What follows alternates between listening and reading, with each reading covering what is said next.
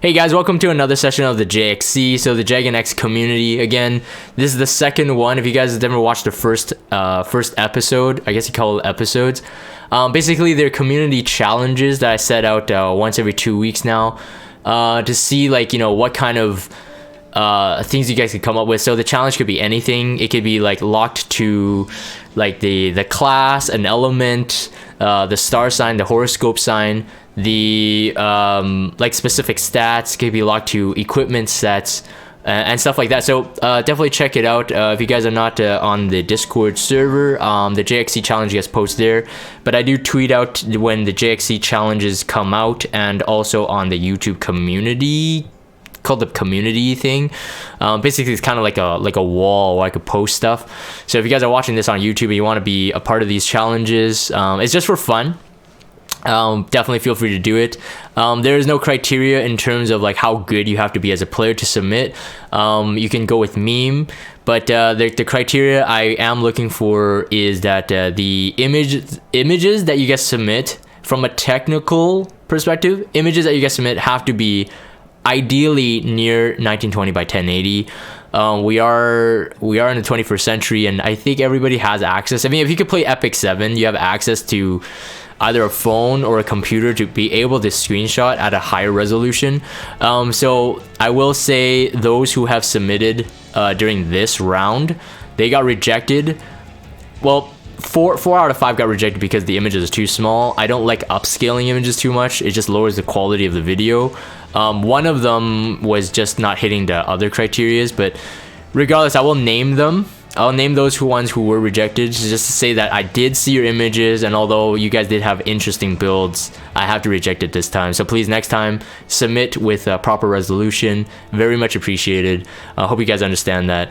But anyways, that is the format of the JXC. This week, the challenge is in light of Kawerik's release. I wanted to see everybody's strongest mages. Champion Zerato was excluded because the first week's JXC challenge was the lifesteal set, and everybody has Zerato on lifesteal set, so Zerato is pretty strong even on a lifesteal set, especially now with the Abyss 88 ones. So he was excluded from this challenge. So everything you see here is going to be fresh, new mages, so this is going to be interesting. The ones that were not accepted but have submitted were Nut God, Jack, Jiho, MO Charlotte or Riot, that's the full name, and Raven. Raven's exclusion was actually because of not max level, so we couldn't see the potential. Ideally, you guys would submit with all equipment, you would submit it as if you were going to use the hero. So ideally, max level, max awakened, the artifact, the best one that you have in terms of if that's the one you're using. So on this screen you see the Abyssal Crown is at a plus 18. Hey, perhaps this player literally only has a plus 18 Abyssal Crown, but he's using the best as he can. So I can see that from the image. So realistically, if you guys could do that, that'd be great for the next submission. But realistically, 4 out of 5, like I said, were rejected because of the resolution. It was way too small. It's half the resolution. So when I scaled it up, it was blurry. Anyways, so this first one is Melissa. This is from Sour Pie. This is a counter Melissa on a Unity set, which to me is pretty interesting. 4.4k attack. The crit rate's slightly low. The speed's actually pretty decent. I'm imagining that's a speed boot. No, that's not a speed boot at all. Actually, he just got the speed from the substats. 87 crit rate, 200, almost 230 crit damage, and 26 effectiveness. And gear not locked?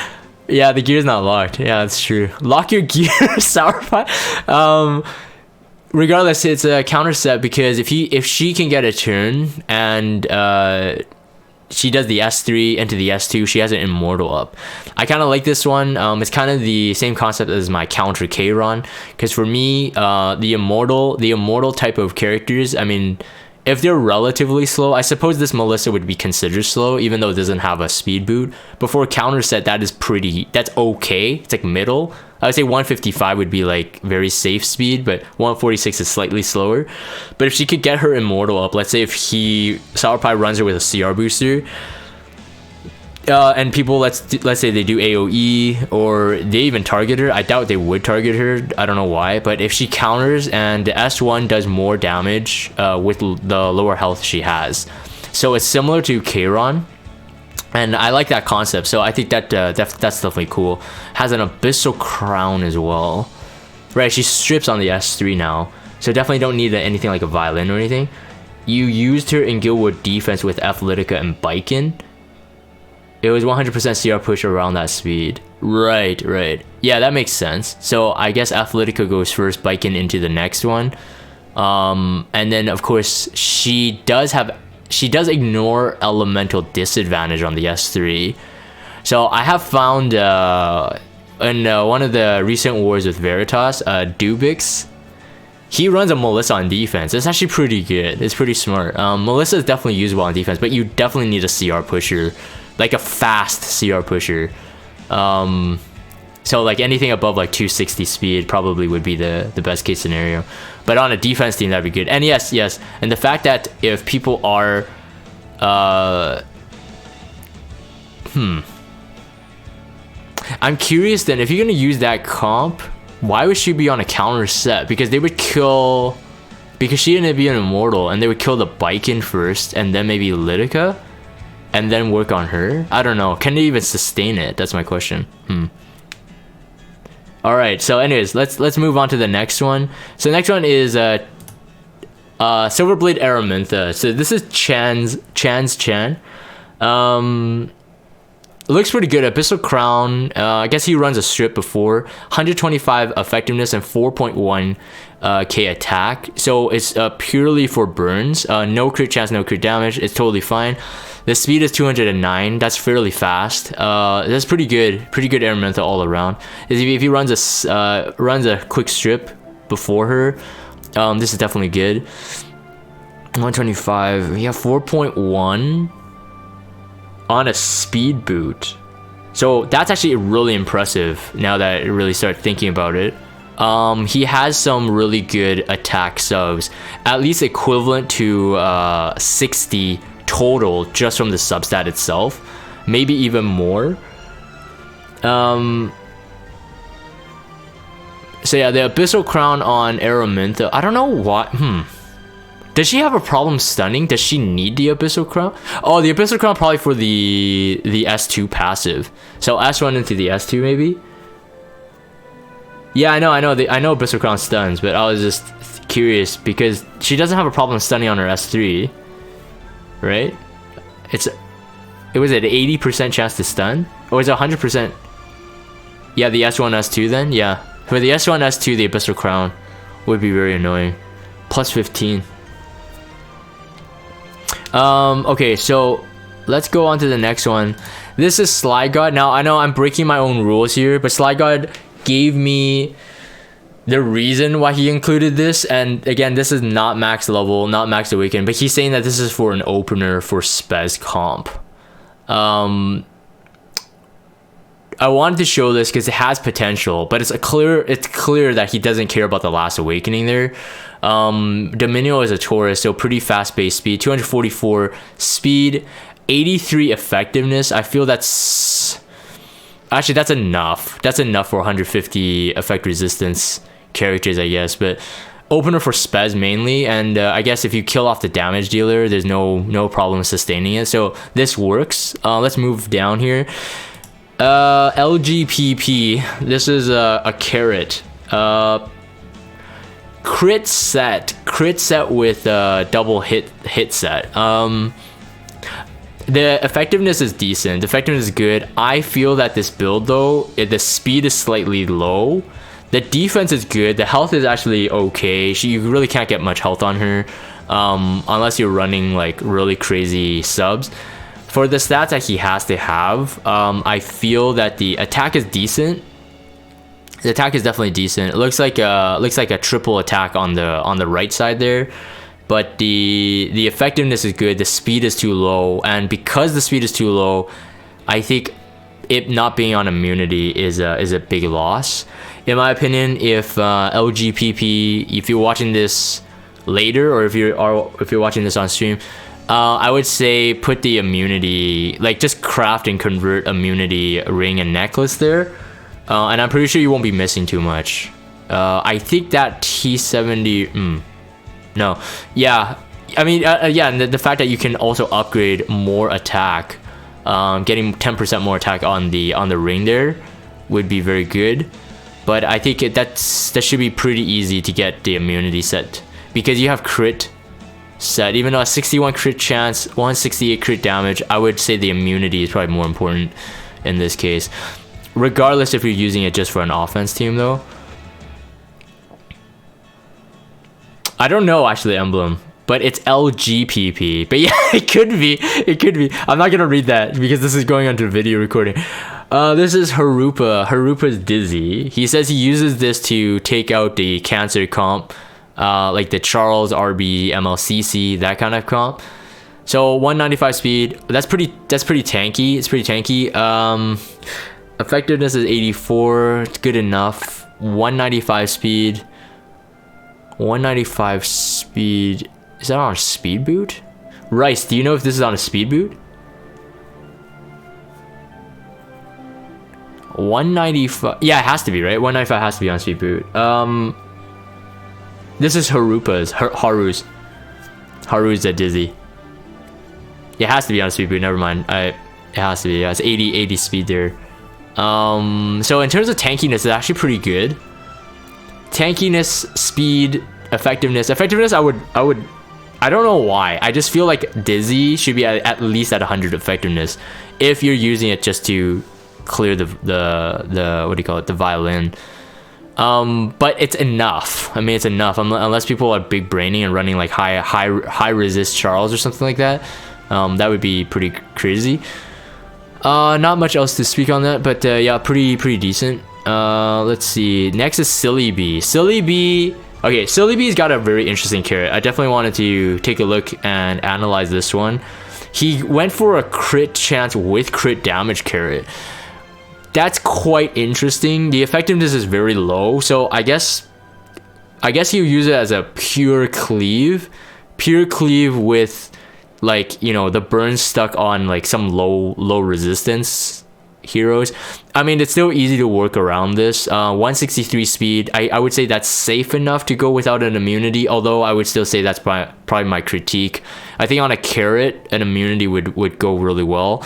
Immunity wouldn't set her back at all because she does do the flame barrier for herself in case you're afraid of like that immunity, I don't know, giving more edge to a Euphine or Charles, even though it's an opposite element. But I know we have all seen Charles and Euphine crit fire, so it wouldn't give that much of a... I guess you're really just looking for that crit rate. So in terms of just usability wise, this is cool. It's kind of different from all the other carrots I'm used to seeing, but it's not bad. The HP is slightly low. The defense is pretty average. So in terms of tankiness, it doesn't have that going for it itself, but the 4.1 attack, your flame barrier is gonna miss out on something unless you're running a mascot Hazel with the greater attack buff, I think. Yeah, I would say the effectiveness feels a bit too low. I would not risk running her into like a Maid Chloe Ruel comp, and then sometimes I feel like I want to. Depends on the comp. Talking about GVG specifically. Next one is Makisi. So this, just to keep in mind that this, for people who may not be familiar with the JXC format, none of your submissions have to be like end game quality. I already said that from the get-go, that you can submit anything as long as you hit the criteria. If it looks like you're trying, that's what I want to see. So you can see that he's using 55 gear, 60 gear from the Labyrinth, blue gear, although he has Hellray drop, but it's not bad. This is a counter set Dizzy with a hit set, 140 effectiveness. That kind of effectiveness is very nice to have. The defense is slightly low. The speed is okay for a counter set. That's a speed boot. HP is okay, but I really like the effectiveness. So anyways, I included this one because again, It looks like he's trying. It looks like he's actually using it. 140 effectiveness. People don't just put 140 effectiveness on a Dizzy for no reason, I think. So most likely he uses her. And I do understand counter gear may be hard to come by, especially if you don't farm Banshee a lot. So don't trash talk blue gear. Vinny will be upset. Yeah, this is Ramiri's Tenebria. I really like this Tenebria. That's got some massive defense. Let me take a look at that. The effectiveness, I feel I'm kind of confused. It's obvious that Ramiro does use her. Look at all that red gear. Most likely this is with the chatty and that attack, that barrier is going to be quite large. 1900 defense is no joke. He must have a defense right side. It has to be. Otherwise, how did he get... Wait. Okay, so it's not a speed boot, that's for sure. Oh, it's triple attack? Oh, wait, Ramirez on the stream. Triple attack right side, 1900 defense? What? What kind of... Do you have like 20 defense sub... Your chest is 48% defense? Wait, can you ping me on Discord and actually show me that chest? 48% roll on your defense? He said 5 rolls into flat defense on his boot. That's insane, man. That's insane. That's near max roll, depending on how much you started with. Ignore the unit, yeah, gear review? Because I'm confused, man. 1900 defense. I mean, look, Tenebria does got good stats. Good attack, 1300 plus. Good health, good defense. Her speed, she got a buff in her speed actually. So yeah, you can see the 12 speed, so 110 speed on the base. That's pretty good. The effectiveness is relatively low, but I mean, if you're gonna bring her into RTA as like a pocket pick, fourth or fifth slot pick. Actually, no, you know what? With her build, if you use her in RTA, you would surprise some players. They might not ban her even if you use her like really early on. But yeah, the only thing is it's slow. If he got some damage mitigation, that's gonna be crazy. DM'd you this meme build idea a while ago. Tanky Tenebria would be meta, just need more effectiveness. Yeah, I think just need more effectiveness. I think the attack there maybe for that damage for chatty though, but I would say like if I was gonna run tanky Tenebria, probably still a bit more speed if possible. I'd probably still run on a speed boot and maybe like 1600 defense, 13,000 HP and high effectiveness. I think I'd probably go for that. Hold on, I just got pinged by Ramiro here. Holy crap. Oh, he's not kidding, man. 48% defense. Hold on, let me grab this. I'll just show this on this page right now so you guys can see it on the stream. Wait, can I copy it? Copy. Oh, let's copy link. One sec. Copy image. So okay, well this is pretty small, but this is not the original. I didn't open it, but yeah, you guys can see that 48. And this is what I mean. Look at how blurry this is. Oh, look at how blurry this is. Sorry guys, this is why I had to reject some people literally submitted images like that. And then when I scaled it up, it looked like this. And I usually don't allow the off cropping on the top. So it's like Photoshop lessons. So it looks like that, right? So even with the stream compression degradation, this is pretty bad quality. So that's not acceptable to me. Anyways, this is a proof, right? Maybe you guys can't see that on the stream. The compression on the stream is pretty bad. But anyways, yeah, 48 defense, man. That's crazy. That is crazy. That's good roll. And thank you for the share. So yeah, that's definitely an interesting Tenebria. Very monstrous. This is Yukundis. So I know him as U0 and Rice. Please enlighten me. So Rice says he knows the answer to this. So if you guys take a look at the crit chance on this CDOM, it's 93%. That confuses me quite a bit.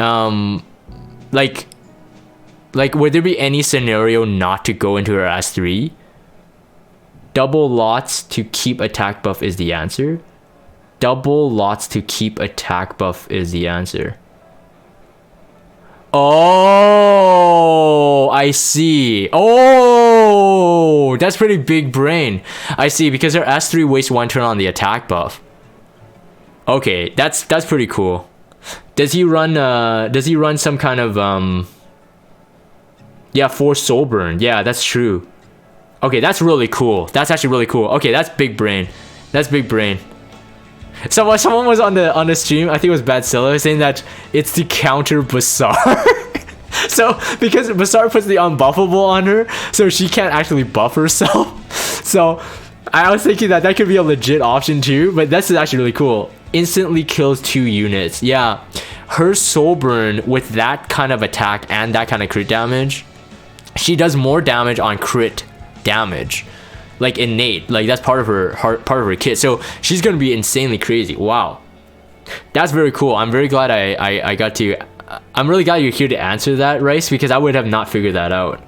Does he run a Midnight Bloom or a crit rate imprint? No, double lots, right? Does he run Midnight Bloom on one of them? Because I wouldn't risk that 7% if that's what he's going for.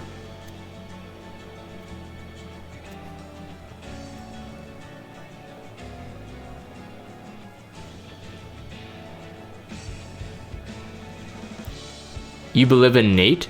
Oh, does she have a Nate crit rate imprint too? She has AoE imprint.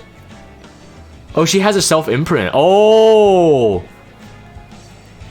Oh. I wonder. I mean, then he could really fish for more attack. He doesn't even need that much crit rate. Because her crit rate imprint, assuming he has triple S, her crit rate imprint is enough to put her at about like an 80, if I remember correctly, 86? 87 crit rate. It's 14.7. Yeah, so 86. Wow, that's cool. Very cool. I love that big brain, man. All right, this is Zheng Ming. So Zheng Ming's Ludwig. So that's pretty incredible too. I know Ludwig is a Leo, has high base attack, but that like because I was building my Melissa as a pure nuker, like no speed, no immunity on a crit set with attack set.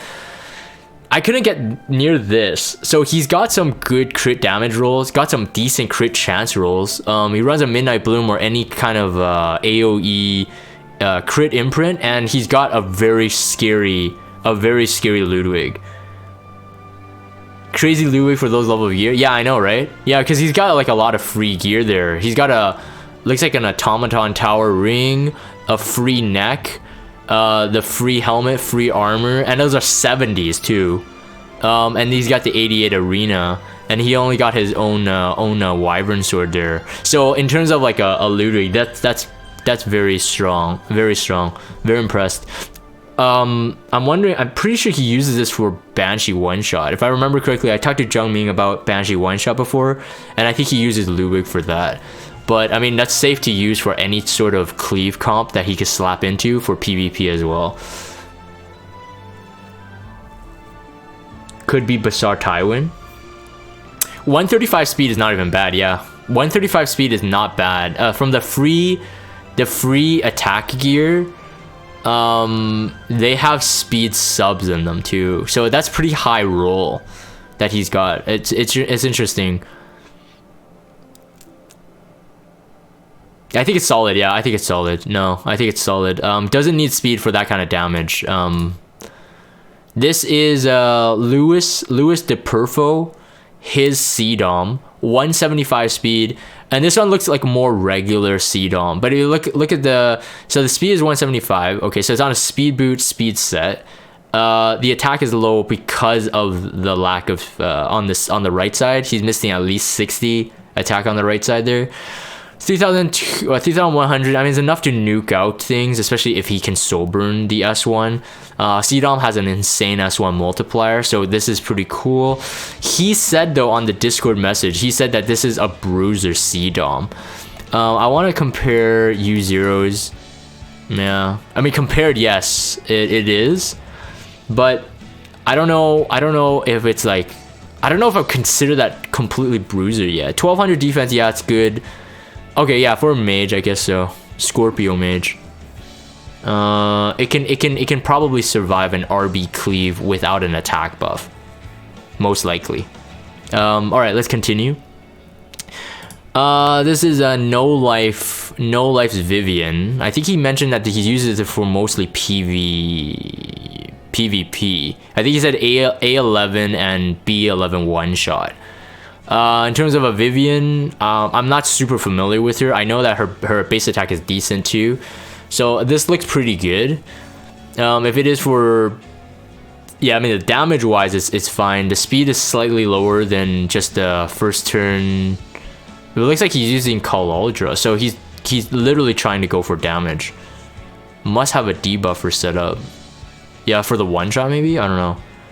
So yeah, pretty good damage dealer.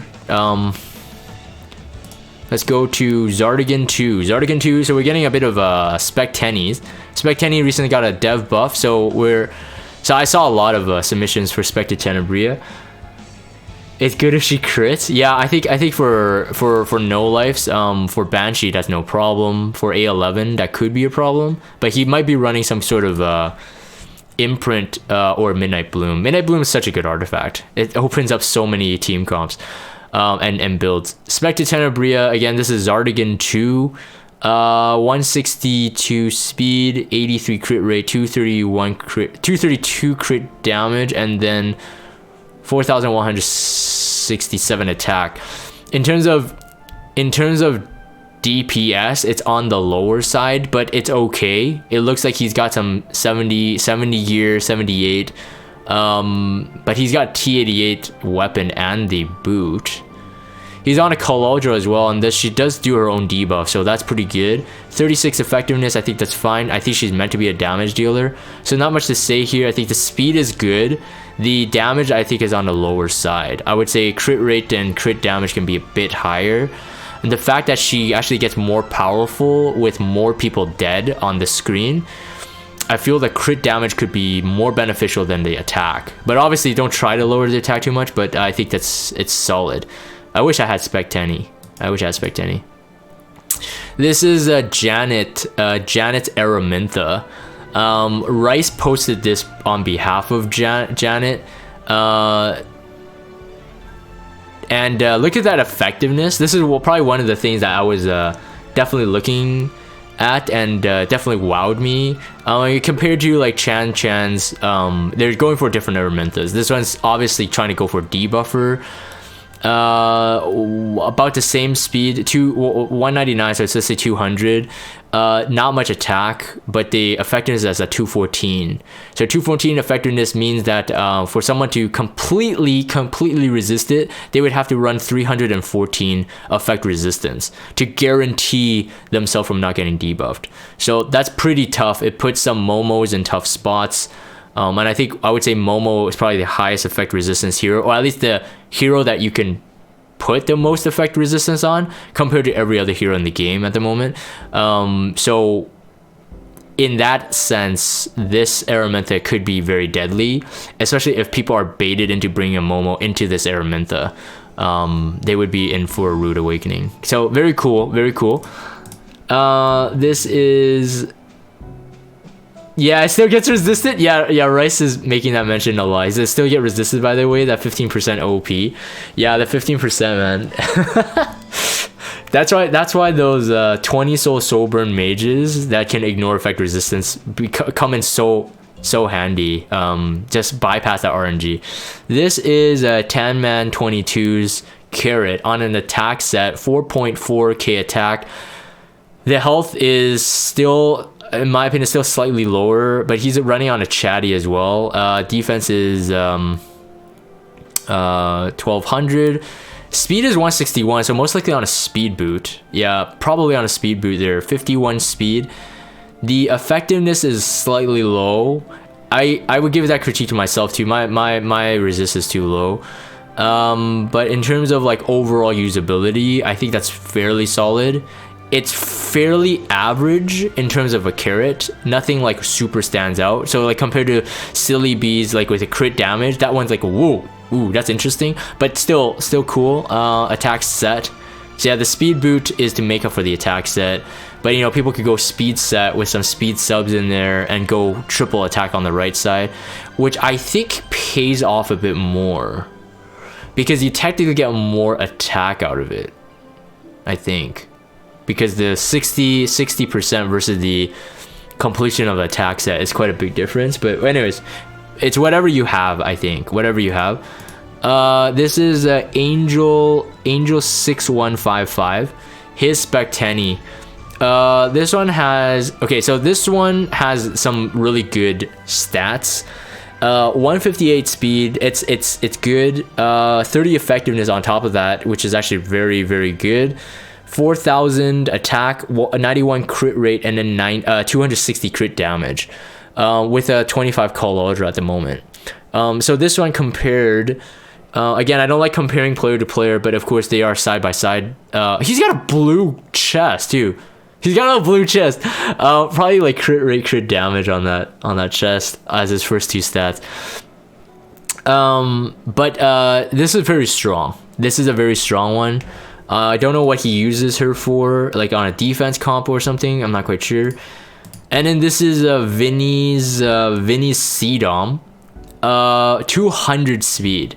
200 speed C-Dom. Vinny really loves his super speedy characters. If you guys haven't checked out the Vinny's account review, you know like almost every one of his characters are above 200 speed. Like the slowest characters are like 200 speed. So this is quite interesting. The attack is on the lower side, but for that much speed though, that's pretty impressive. 303 crit damage makes up for it. Like I said, the crit damage on C-Dom is part of her passive. She does more damage on a crit, and a 51 crit rate, so it's perfect. That's good. That's very good stuff. Yeah, actually, yeah, you're... Oh, wait, no, never mind. I was reading the wrong message. On the toggle his ancient book for the extra damage. And the last one here is Pete. Pete's Dominio, Ice Dominio. So I am seeing a lot of people starting to build Dominio, especially for RTA. I think that's really cool. Definitely looking into it. So I'm learning a lot from actually just looking at the stats here, like what's potentially possible. Dominio is a Taurus, so Dizzy and ML Baal, Sage Baal's star sign, so naturally they're actually tanky, high HP, and actually decent speed, and has effectiveness and effect resistance in terms of the awakenings. So this one's not bad. I don't see too many Ice Dominios yet to compare, but I think the defense is on the lower side. The HP is good, the speed is really good, the effectiveness is also very nice here. So in terms of, I think that just the balance of overall stats, I think that's very good for 4-star base. He's got a Abyssal Crown as well. Looks like he's got some of the free gear. Well, one of the event gear, that necklace. So effectiveness ring, right? That's an effectiveness ring. Yeah, effectiveness ring, HP neck, and then speed boot on a speed set. He's got an 88 raid weapon as well. All right, cool. And then the very, very last one is, again, Patron's Corner. So if you guys are a supporter on Patreon, you always get the slot here. This is from Hippie1313. So thank you, Hippie, again, for supporting. This is his carrot. On a speed set. So yeah, this is what I meant. Like, speed set is most likely triple right side attack. I think so. It wouldn't be a speed boot, would it? Yeah, it wouldn't be a speed boot. Triple right side attack. Effectiveness at 70. That's good. The speed is 155. I think that's the sweet spot. I think the defense is slightly lower to my liking. The health is pretty average. He is using Proof of Valor though. 4,100 attack. He actually, Hippie was the person that actually convinced me to build my carrot. Then after I built her, did like showcases and GVG, and then I saw a lot of my guildmates started building her too. So I had to definitely, give a shout out to Hippie here. That inspired me because he was running a carrot on a defense team in Guild War. But having a Proof of Valor makes her decently anti-cleave. But he had ML Ken as well as a deterrent on the defense team there, I think. and I think it was made Chloe, if I remember correctly. So it ended up being like throw people off, because at the time that Hippie built Carrot, not a lot of people were using Carrot. So I don't think a lot of players knew what Carrot did. So yeah, that's it for this one. So for this round, I actually broke one of my rules. Originally for the JXC submissions, I was saying that I would choose up to 10, maybe 11 players. This one I did up to about 18, and then for those, again, the 5 that weren't accepted on this one, apologies about that, but just for the quality of the video, I had to do that. But hopefully you guys enjoyed this for the JXC submissions. You can see a lot of different ideas. I really love seeing this, and I'm actually glad that people are participating in this. I wasn't 100% sure if people would love doing this, but I think a lot of people have like bright ideas, a lot of things they're proud of, but they just don't have a format to kind of show it with. So I'm really glad that I was able to open this up, and hopefully you guys will meet certain challenges on certain weeks as I'm releasing them, and you guys will submit it, and hopefully we can have fun here. So for this episode of the JXC, I'm going to end this. If you guys have Discord, check out the Discord server, follow me on Twitter, subscribe to YouTube if you haven't. As always, thank you guys for watching, and I will see you guys on the next one.